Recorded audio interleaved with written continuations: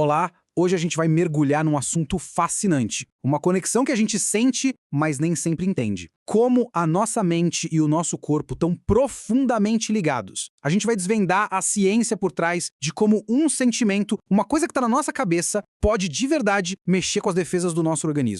A pergunta que vai guiar a nossa conversa é bem essa. Como é que pode, né? Um sentimento, algo que parece tão abstrato como o estresse, ter um poder tão real, a ponto de enfraquecer o nosso sistema de defesa, o nosso sistema imunológico? Parece estranho, mas tem muita ciência por trás disso. Bora entender. Bom, para a gente entender essa conexão, primeiro a gente precisa dar uma espiada em como o nosso corpo conversa. Internamente, sabe?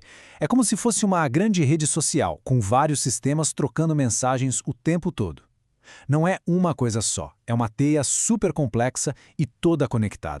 E olha só, a ciência que estuda essa conversa toda tem um nome que parece um trava-língua: neuroimunoendocrinologia.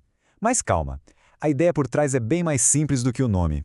Basicamente, esse campo estuda como o sistema nervoso, o sistema imune e o sistema endócrino batem um papo o tempo todo para manter o nosso corpo funcionando direitinho, em equilíbrio. E para essa comunicação acontecer, o nosso corpo tem duas estratégias principais. Pensa assim, de um lado, a gente tem o sistema nervoso, que é tipo o WhatsApp do corpo. Manda mensagens elétricas super rápidas, diretas ao ponto. Do outro lado, a gente tem o sistema endócrino, que seria mais como um e-mail geral. Ele usa hormônios, que viajam pelo sangue, para mandar mensagens mais lentas, mas que chegam no corpo todo e o efeito dura bem mais. Um é rápido, o outro é mais abrangente. E o mais legal é que, mesmo sendo diferentes, eles trabalham em uma sintonia perfeita. Agora, focando no estresse, quando o corpo percebe uma ameaça, ele não sai agindo de qualquer jeito. Existe uma linha de comando principal, uma espécie de hierarquia que é ativada. A gente pode chamar isso de eixo do estresse.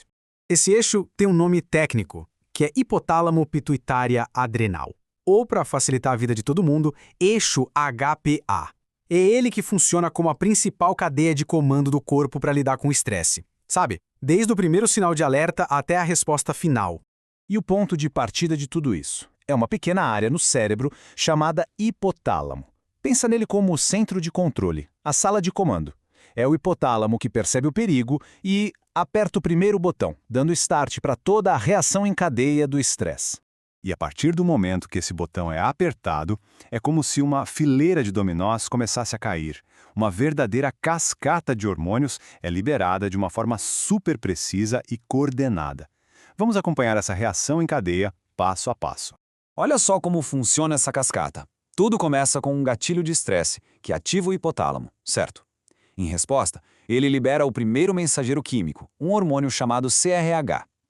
Esse CRH dá um toque lá na glândula pituitária, que por sua vez libera um segundo hormônio, o ACTH.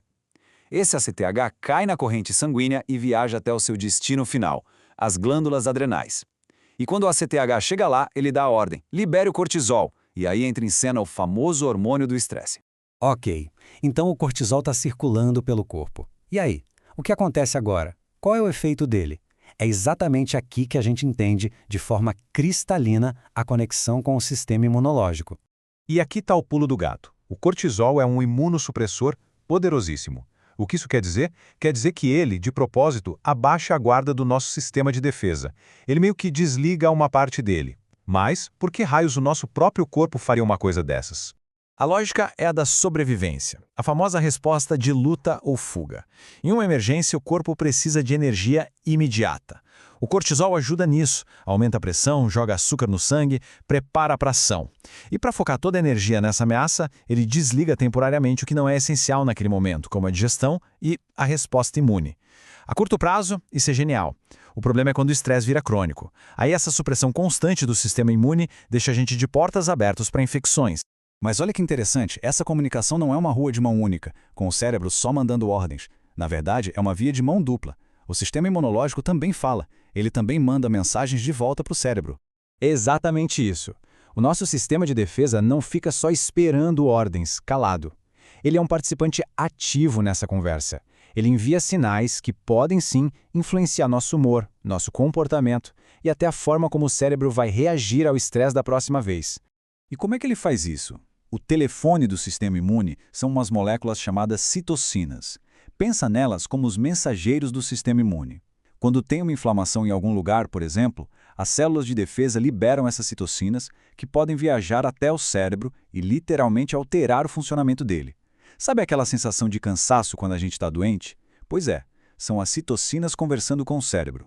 E para essa conexão ficar ainda mais íntima, ainda mais profunda, segura essa. O cérebro não depende só desses mensageiros que vêm de fora. Ele tem sua própria tropa de elite, suas próprias células de defesa morando ali dentro. O nome dessas células é micróglia, e o mais impressionante sobre elas é de onde elas vêm. Diferente da maioria das células do cérebro, a micróglia se origina na medula óssea, o mesmíssimo lugar que fabrica as células de defesa do resto do nosso corpo. Ou seja, a gente tem literalmente um pedaço do sistema imunológico morando e patrulhando dentro do nosso cérebro. E tudo isso nos leva a uma reflexão final, né? Agora que a gente sabe que o nosso cérebro e o nosso sistema imune estão nesse diálogo constante, a grande questão que fica é: como a gente pode usar esse conhecimento para cuidar da saúde de um jeito mais completo, mais integrado? Fica muito claro que gerenciar o estresse vai muito além de buscar bem-estar mental. É, na verdade, uma estratégia direta e poderosa para a gente modular a química do nosso corpo e, com isso, fortalecer as nossas defesas naturais.